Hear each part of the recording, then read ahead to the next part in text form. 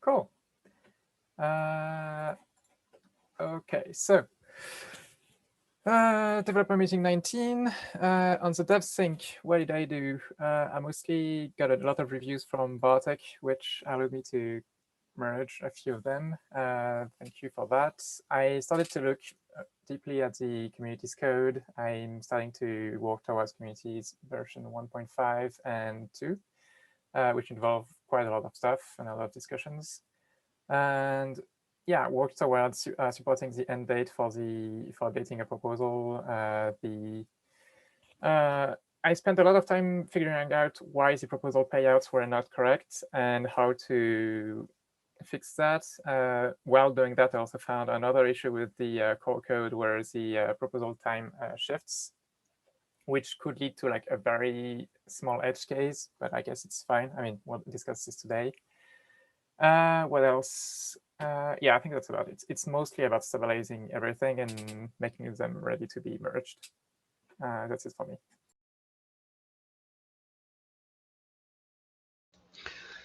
Okay, as far as our work this past little bit, we're working on the voting window code to equalize the votes during the first period. I think we'll be finished that this week. And then we have another guy working on, we noticed that there was a Hive Mind's memory was going up quite a bit over time. So after about 50 million blocks, there's about 15 gigabytes used. And this is just for dictionaries and things that are in the code. So we've got a guy working on eliminating that overhead now. Let's see. Somebody pointed out some problems, wanted to be able to mute at the community level, and that wasn't working. So we have assigned somebody to create tests for that first, because there's been no tests for that functionality, which is why we didn't know it wasn't working. And the same person, after they finish the tests, will be working on making fixes for that.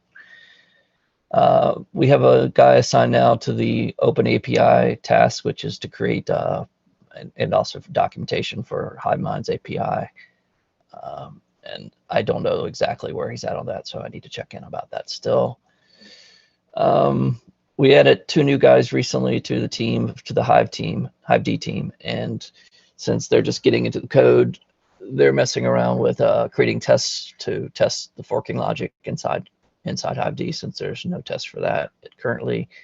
And just yesterday or so, I had them do some tests on measuring resync and replay times too, because there's a proposal put forward recently by, I think it was GoodCom originally suggested it, to split up the block log into multiple files for easier distribution. And that got me also thinking about ways that we could potentially speed up distribution of the blocks through improvements to the resync and the resync process.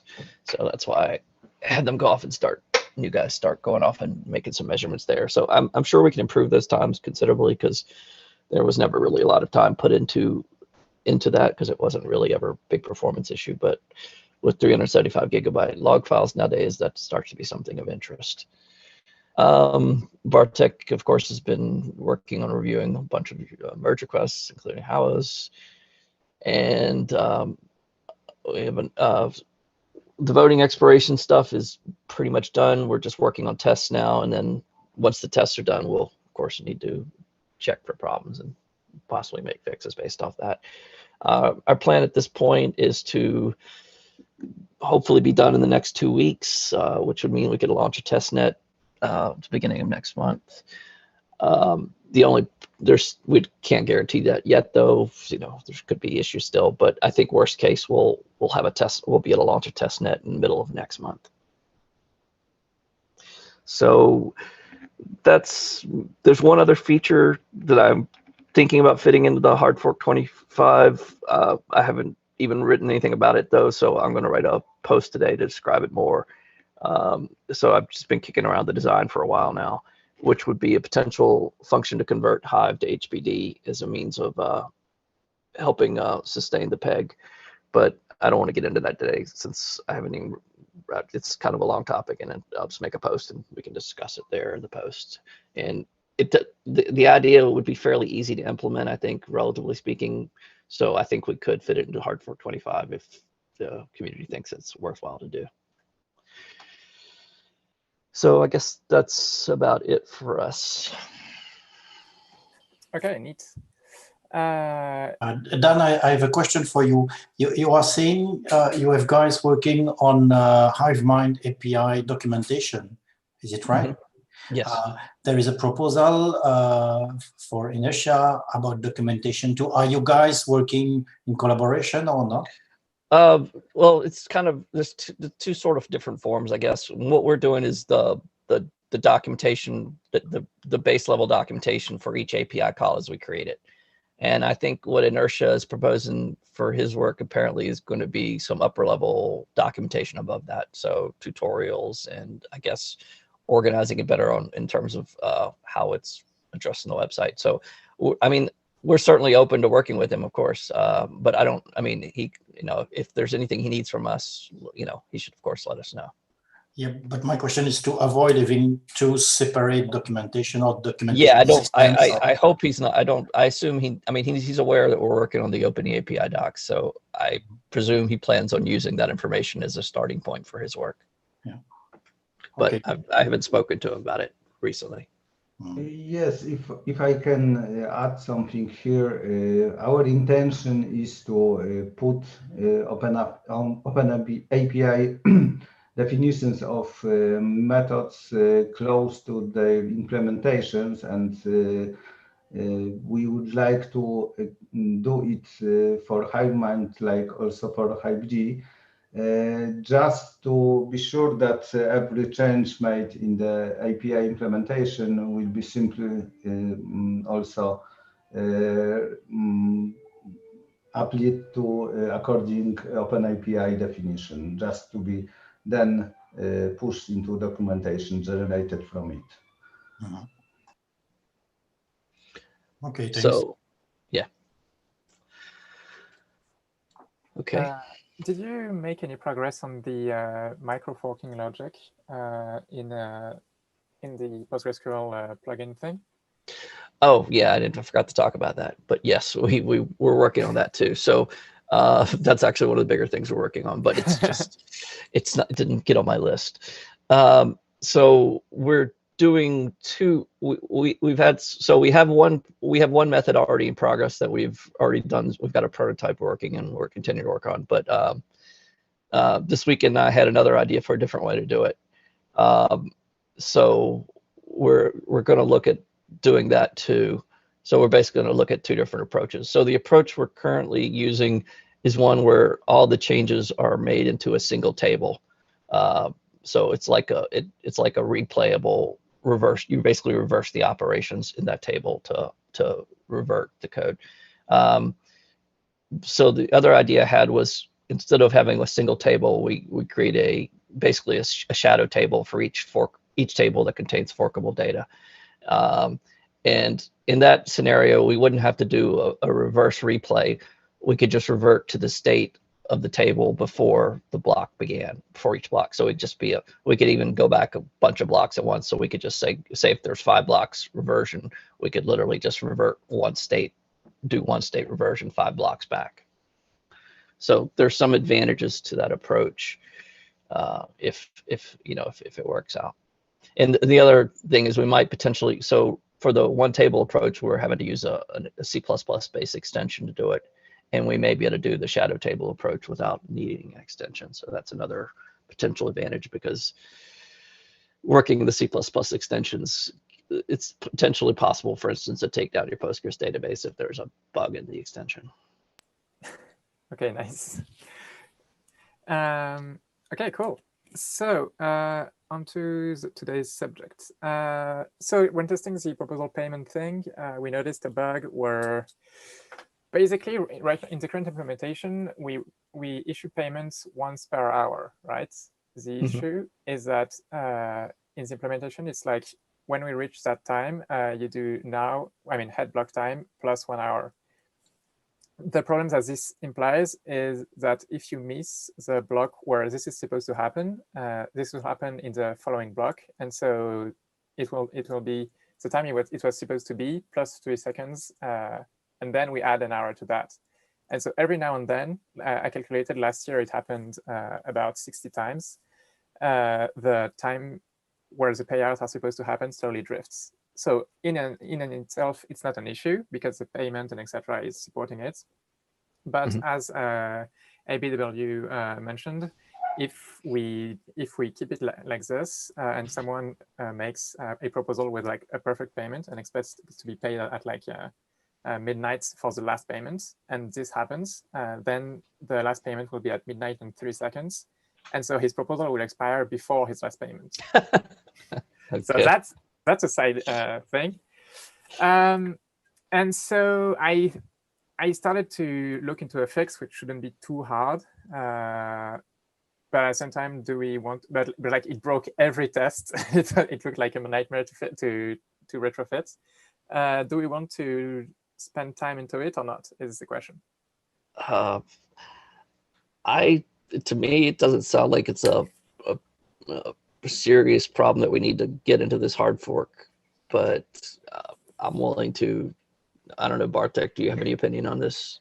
I think that the problem is related to construction of some tests. I saw your comment in comment in this merge request, and looks like that constructing tests in a way when we are artificially generate some number of high number of blocks before doing the test, just to prepare time for operation, and next regular execution single generate blocks in the unit tests, just to came through sometimes when some operation should appear, probably could fix the issue, because artificial debug plugin which is generating blocks during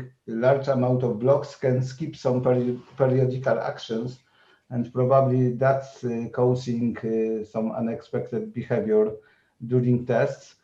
I think one of our guys, Andrzej, was stuck lately on similar issue during creating much more tests for account expiration related to governance votes. So probably we could a little look in your test and see what wrong happens there. But my first thoughts will be related to such construction and skipping blocks. Probably this is the issue there. And I think there is no better way than to fix it than proper construction of tests and avoid further usage of debug plugin during execution of rig tests. So first we need to prepare time in blockchain for our needs, and next by generating much smaller number of blocks, continue a test scenario. So for any further comments, I could tell after deeply looking into the things happening there. Right. So what he's describing is that there is also another issue that's similar to it, is, as he said, when you skip blocks to ahead, like for the delayed voting mechanism, some stuff is not executed. And yes, so but unfortunately, I think there is no way to fix it in the unit test mechanism. We just need to properly construct test scenarios and just eliminate that issue in debug feature. So how do you skip the need to skip a lot of blocks? How do you construct your test to avoid that? Just at begin, we should generate a lot of blocks, and here we can skip generation of blocks. And after that time, we, for example, we can have prepared environment to create proposal, and when proposal will end in, for example, hour on 2 hours, then generating of other blocks will be limited to number which can be performed for each block. Because otherwise, artificial generation of blocks performed for each one doesn't not have a problem with execution of periodical actions. What happens in skipping version? So if we will have test scenario which actually needs to execute some small number of blocks, that's okay, and we can do it for every one block. But otherwise, it leads to long running of chain test, because generation of every block takes a lot of time.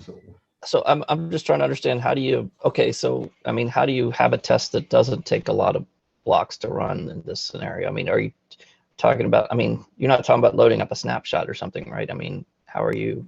Actually, I don't think so. Snapshot could be useful for that. Yeah, I don't because think so. This is specific to unit tests, not for. Oh, okay. So we can't even run a test of blockchain in testnet, just for unit tests. Okay, so I guess I'm just not understanding that. You're just saying we shouldn't create any tests that need to take a lot of blocks to run. How, I guess I don't understand how you get a test that doesn't require a lot of blocks to run. How you make that set up? Just let's say that we had a test specific to governance votes expiration. So okay. To have it to work, we should to start a blockchain in our test from a date, be specific to or be past date for hard work 25, where this feature would be activated. So it initially appeared, and that was a problem in initial implementations of such tests, that there was a need to execute a very large amount of blocks initially. And this way, this test took a long time to run. And as I know, Andrzej changed it to prepare initial time of execution, just for example, to be a few minutes before appearing hard fork. And in this execution, we can skip generation of each block, what means that really artificial block generation will produce one block with completely different timestamp, just specified as parameter. And next, we are generating each block, but in limited number, just to cover our test scenario. So crossing the time limit of some operation is important thing here, which. Okay, so are you just changing the times of the blocks? Yes, because some tests are related to that. For example, because have an encoded logic, and that's and some logic is also defined as constants in the config HPP in blockchain.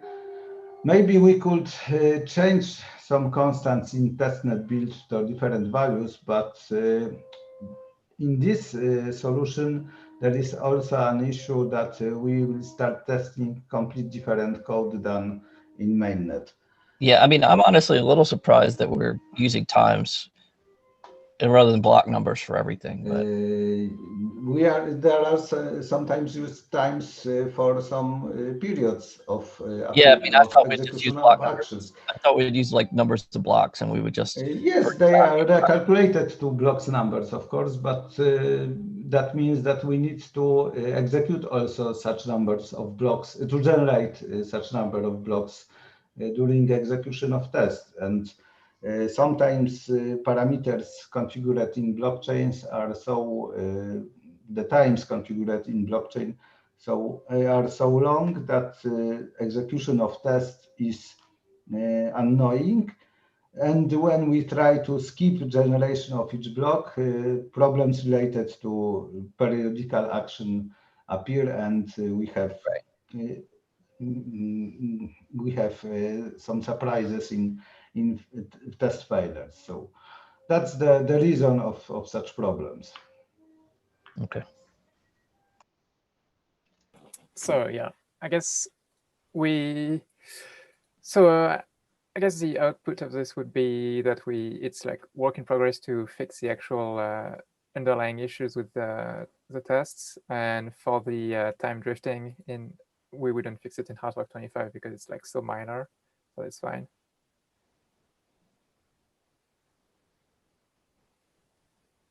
Well, I think maybe let's first try to fix such a test to be working again. Maybe this I guess is he's not saying so. if the test can be done quickly, we can still fix the code. I guess is what our text proposal.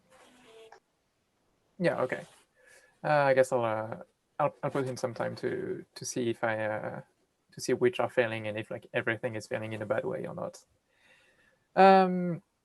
Okay, so that's it for the subject. Then, well, I mean, still on the subject of tests, I see that we are using an old version of Beam for unit tests, which is starting to be an issue because we basically forked way off from what Beam is now doing.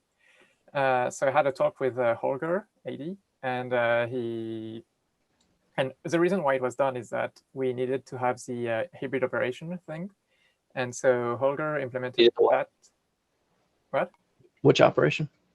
I don't know exactly what it is. It was done by Darius, I think. I think the idea was to test from when we go from SBD to HBD. It's what he calls hybrid operations. Oh, hybrid. Okay, gotcha. Okay. And so yeah, and that was not part of Beam base, which is now part of the official Beam. And so, and yeah, the reason why it's an issue is that now I'm trying to add the update proposal tests, and so I need to update the Beam that's on GitLab and the Beam that's the mainline Beam. So, do you have any? I mean, why was it done that way in the first place? I'm assuming it's because you wanted closer control of it. And would you mind if we, since he implemented the so if I'm getting it right, we're using a specialized version of Beam, but is it just the one that's in GitLab, or yes. Is there? Okay, and Holger's maintaining the primary one somewhere else. Yes, on GitHub. So I mean, are we just talking about issue of updating the GitLab to the one on? I'm just talking about updating the pipeline to clone from GitHub instead of GitLab. Well, the only problem about that is, I mean, there's more chances for slowness and stuff like that from grabbing external source. But I mean, it's you know, with the CI stuff, it's often easier to have it all pulled from the same server. Worst case, we could just set up a script to regularly clone and yeah. I have no knowledge of why. I mean, I think probably just an issue. We used whatever was available at the time, and Holger's been advancing it on a different server since then, so we just haven't kept up to date. I mean, that sounds like all there is as far as I know. But I mean, you tested the new one to see if it works? Yeah. Does it? I haven't managed to do that yet because I was missing until like yesterday the hybrid operations, which thanks to him are now updated into the mainline. So yeah, I mean, if you can test it and see if it works, I don't see any reason not to update. Cool. Neat. So then onto HiveMind, and I'd say basically indexes. Recurrent transfers. Right now we have an API to know who you are recurrent transferring to. And I was thinking that it was also important to have an incoming recurrent transfer thing, so that when you look at your wallet, you know who is recurrent transferring to you. But then that's another index. And are we fine with adding that to HiveD, or should we spend the time to adding that into HiveMind? Won't you see it when you get a return transfer one? I mean, there's going to be a virtual operation that tells you Yes. who it came from, right? Yeah, definitely. So I think I don't think you need to know who's planning to send you money in the future, if that's what you mean. Well, I guess it is important to just UX-wise to just be able to, very much like delegations, where you see who is sending you Hive power, who is also sending you regularly stuff. Yeah, but it's not needed for consensus, right? No. So it strikes me it shouldn't be done inside HiveD if it's not needed for consensus. It could be done just as easily as on HiveMind level. And it seems more appropriate for what it's doing. So that's a good rule of thumb. Okay, that works for me. So that will just be a new table with recurrent payments, and I'll add a new bridge API, I assume. Yeah. Yeah, that works. Okay, I'll make an issue later today. And that's probably a good point to think about how to do it, kind of modularly too, because not everybody would definitely even, that's like a totally standalone feature, a totally new table and totally new set of APIs. Speaking of which, where are we with the modular HiveMind work? Because I might as well plug into that. Most of it's right now it's not pluggable into, because the really issue is the fork resolution stuff. Once we've got that, we'll basically be building out entirely new code from that. Yeah. Okay. So I'll just add it, and yeah, for now we'll see how to merge later. Yeah. Okay. Regarding the, I guess we talked about this. It's splitting the block log into chunks subjects, but I don't think there is anything more to say. Yeah, I mean, there's a lot of different things that can go on here. I mean, the basic splitting of the block logs could be done by an external tool, and I think there's already an external tool that manipulates the block log. Basically can be used to truncate to a particular block. So it seems like the obvious tool, if somebody wants to do this, is just to edit that tool. I think maybe Good Karma was looking into it. I think he was trying to compile it on his system. So I think that was some guy 123. Oh, maybe some guy 123. Sorry. Yeah, I think you're right. For some reason, their names always get me mixed up. I don't know why. But yeah. Then onto HiveMind again, which is, so this is related to the muting feature, basically. Is this community meeting you're talking about? Yes. So I've got somebody actually working on that right now. So I mean, we already proposed how to change that, and I think everybody was pretty much agreed that it should be a mute that enables or disables every post by the user in that community at the same, it doesn't, because the old implementation, it put a flag into their posts so that if they got unmuted, then only their new posts would be unmuted, for instance. And it seemed like nobody really liked that. Yeah, it's a bit, I think it's actually into the documentation. It's part of the considerations, quote unquote, or basically like corners that were cut. Well, I bring up the subject because it's very much linked to enabling the new types of communities, which is communities 2 and 3. 1 is where anyone can comment, but only members can post, and 3 is only members can post and comment. And since it's pretty much linked to like how you process the post in relation to your role, would you want to have your team take that on, or should I take it once you're done? How is it linked? I'm sorry, that's the part I'm not following here. It's linked because, well, the way it works is you look at the community name, and if it starts by 1, 2, 3, you set the post as muted or not, and that's similar to. And since this will probably be done from within the process, what is it called again? It's from within the mute processing process. I figured it might as well be all from the same person. I mean, I'm not sure. I mean, I don't think that should necessarily be the case. I think somebody else could pick this stuff up afterwards and work on it, because the muting code isn't really that complicated, truthfully. Okay, neat. Okay, so I'll keep it then. Then we have what I'm working on right now, which is beneficiary support from communities. The idea is pretty simple. Long story short, you can set a new prop for your community, which is beneficiaries, and if a post does not abide by those beneficiaries that are set, your post is muted by default. So first of all, I want to talk about the parameter naming, because in the community's documentation, it was called reward share, and I think it makes more sense to just call it beneficiaries in terms of parameter in the settings part of the database. And okay, so no one's actually used this right now, right? You're just talking about it's called reward share in some documentation. Yes. Design document, right? Yeah, I mean, reward share is pretty meaningless to me. I'll agree with that. Yeah. So, okay, I went with beneficiaries anyway, so that's good to hear. Second of all, there is so right now the settings are stored in the text format, and I find it a bit odd because it could be in JSON-B instead. And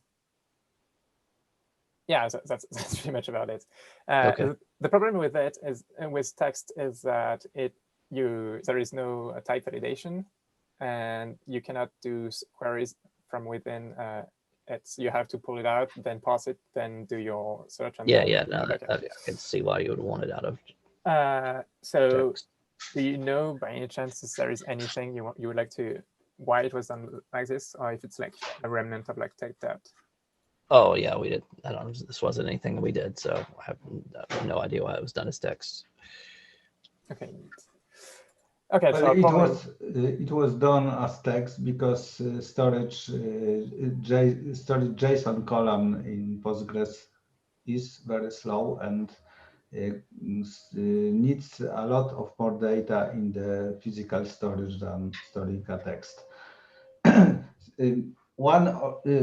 Another issue with using JSON storage for that was, but maybe this was more related to account metadata, was that some metadata already defined by blockchain really was broken JSON. And from another point of view, previously API providing such metadata for given account returned such broken JSON and allow to access data. So when we in the past tried to hold it in column typed as JSON, it appeared that some of data was eliminated because of that, and also leads us to performance problems. So let me just to be sure, we're talking about the community's metadata, right? Yes, I know, but are you talking, because it sounds like to me you're talking about some other JSON data. Is this the community's JSON? I was talked more about JSON metadata specific to accounts, but okay, but you're just saying it might be a similar problem. Yes, of course, that was my intention. Okay, so I mean, so the first issue raised is performance. Now, of course, you were talking about storing. We were in the case of the account. I guess it was metadata from a text to a JSON data. But did you ever try to JSON binary data? Because I think that's what how I was suggesting is JSON binary versus JSON. Yes. No, we probably didn't try JSON binary data, but actually I don't think so why it should be much better than regular JSON. But maybe, who knows? Anyway, that's also maybe important that we are using quite old version of Postgres because Postgres 10 has quite poor support for it. It was quite new feature in the time when it was released. Yeah, and that's kind of bringing up a different issue we haven't talked about, but I think we should consider upgrading to a newer version of Postgres before too long. So I think we probably need to get a task going to do that. Have somebody look at trying a more recent version. I'm working on 11, I think. I don't have. You're working on 11? Yeah. I okay, don't have that many problems on it. But I only synced to 5 million blocks as per your recommendations, so I didn't really. I cannot. I just say that till that there is no problem. Okay, so I mean we could probably set up a server here and just get a newer version installed there and just run it all the way through. We've got a couple spare servers at the moment, so lucky you. I've been ordering a lot of machines lately. Okay, so basically, let's well, okay, I guess let's keep it as text for now, and we'll see later on as we go. Yeah, I mean, if you want to do some kind of performance measurement, that's fine. Just see how it works. That's I'm mostly afraid of it because I read a few blog posts from people, and indeed there were some performance trade-off and also space trade-off because you have to store more indexes and stuff like this.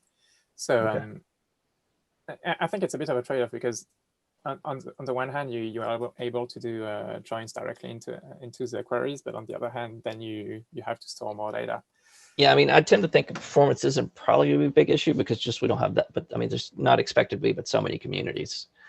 But like it would affect every post that is made to a community. So, I mean, I kind of like the philosophy of like we'll see when scaling problems actually start to show instead of early optimization. Yeah. Sure, although but I mean, if we build it to text and we start using all those queries, we've kind of built an issue that we're not going to be able to back out of easily. Yeah. So I guess my only concern, my primary concern right now is we make sure we close out all the Hive D issues because the Hive mind stuff, we can get done at any time, and we're coming up really soon on the closeout point for any changes for hard fork 25. So I guess that's the only thing is I want to make sure we maintain the focus on closing out anything. At least we want to get into hard fork 25 before you get too deep into Hive mind stuff. Yeah, I know. It's mostly like I'm doing initial talks now, so that so like I can have like build up a queue for stuff to work on. Yeah, exactly. Okay, that's cool. Because right now it's mostly like initial implementation details. Yeah, we're really talking design more than actual coding, right? Yeah, exactly. Like, which is a good segue to my next thing is like, there was not a need, but like a feature request for communities, which is to add topics to each community, which would help to do basically content discovery where you look for like sports community or video games community. So essentially you'd be able to do a query and say, give me all the sports communities, and you would get a list back of. Okay, that's what I was thinking you meant. So that would imply not only metadata, but actually an API to go along with it. Yeah, basically the two things. Okay. And then that's the whole discussion where should we allow one topic per community or should we allow multiple topics per community? Yeah, I mean, it seems like you're talking about tagging communities, and I mean, what would be the obvious thing to do is have tags for communities and just have queries that you could, index tags on. Yeah, that's pretty much my idea. So yeah, it's funny because there is already half support for that, where you see fields that are in use right now, but you can see that the intent was here. So right now there is a thing that's called category and a column called primary tag. And I was just thinking of like removing both of them and adding one that's like Tags. Yeah, tags literally, tags and inside it's like a varchar array or even a JSON B once again, something like this, and just enable searching for it. But Okay. I just wanted to bring it up and Yeah, it's bounce a few balls. right. And yeah, that's about it. So Okay. yeah, it's mostly work on Hive to close everything up. Yeah, I'm just looking through my open thing right now. Yeah, I'm looking through the meeting notes now. Looks like you covered everything. Yeah, I think so. I'm just a bit afraid of RC delegations because I think this will be a big. So a bit of the code was made by Stimit, and then I changed a bunch of it through the year, basically. So how is the testing situation for that? Have you written many tests for it? So testing situation is I did a bunch of testing manually, and there are unit tests. But I still need to get back at it. I still need to rebase it to develop. And so basically it works, but I cannot say that like if we were to hard fork tomorrow, I wouldn't feel confident in it. Yeah. If you see my what I mean. Yeah. So okay. So I mean, so I guess let's talk about, so which features do you think were safe to fit into hard fork 25 for sure? Well, better proposal payouts, update proposal extensions. Well, I mean end dates. I mean. Recurrent transfers, which is a big one, and honestly also delegations, because even if we are 1 month out, it's still working and shouldn't be too. It's mostly a matter of like I would like to have eyes on it, and then so we can like start the proper. Okay, so yeah, I mean my only request is first we get a bunch of, if you write tests, as many tests as you can as the first step. And then we go from there. So I mean, if we can fit, I'm more than happy to fit in RC delegations if we're fairly confident with the testing. Yeah, I mean, but it is kind of a tight timeline. We're talking about a month, so or less. Yeah, I think that can work. Right now, as I'm looking through the code right now, and there is about there is 10 unit tests for delegation pools, slot delegation. Oh yeah, that's true. It adds like 3 new operations and consumptions. But I don't think for me it's not that complicated all in all, because there is it's just a matter of like how things flow from multiple pools. Okay. So I guess my suggestion would be make sure you're comfortable with all the stuff that we can sure fit in, then move to RC delegations as the next step. That way we can at least get all the other stuff in, and then push hard to try to get enough testing set up for RC delegations. Yeah, that works for me. So we talked about this at the beginning. So if we aim for like at the ballpark estimates around May, we want to have a testnet with like, let's say a code freeze, quote unquote. Yes. For about mid-April, right? Yes.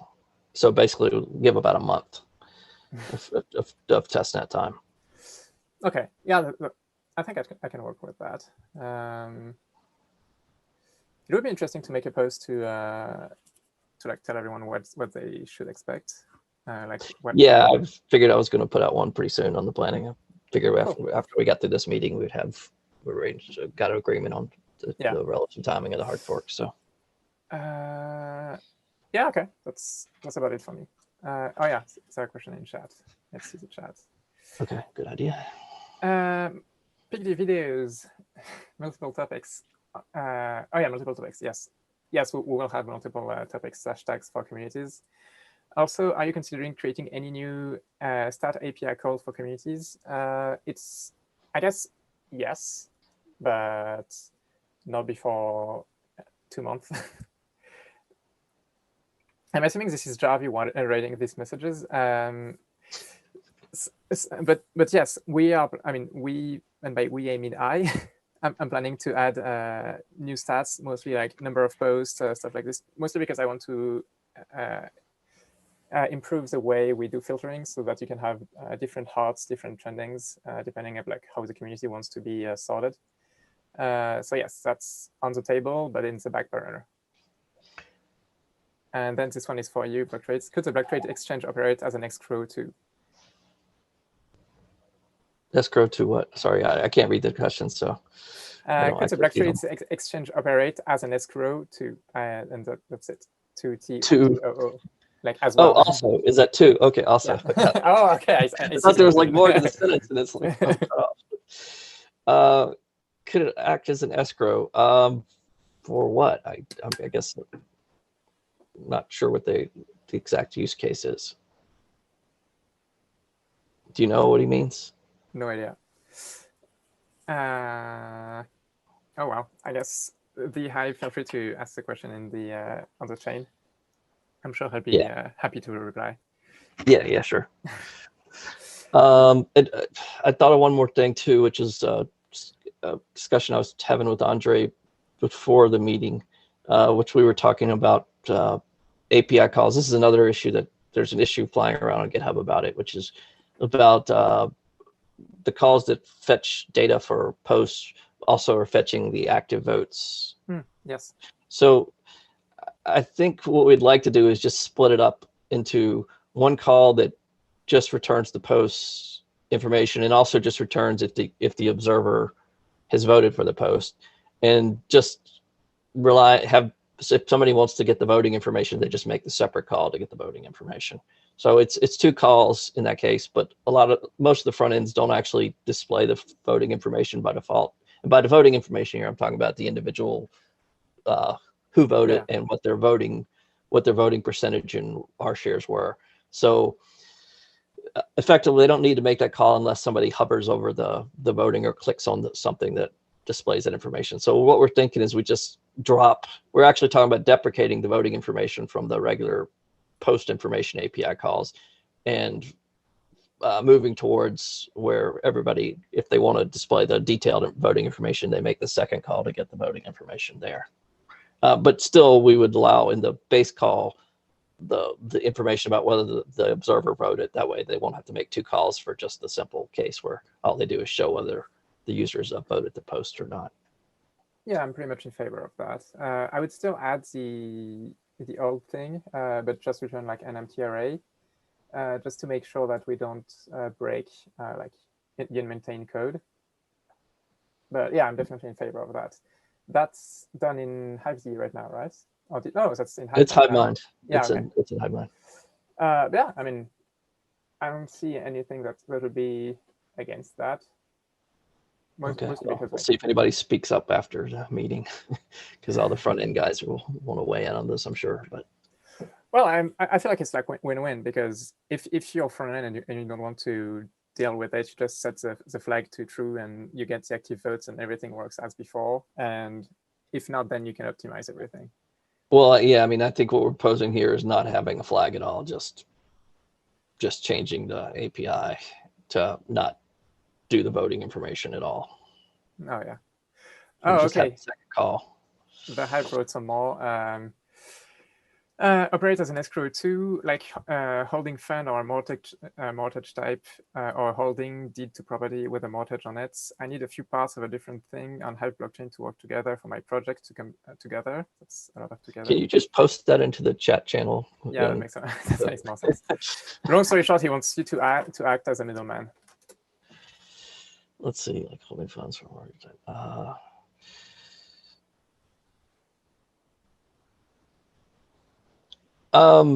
Yeah, I guess that's a definite maybe.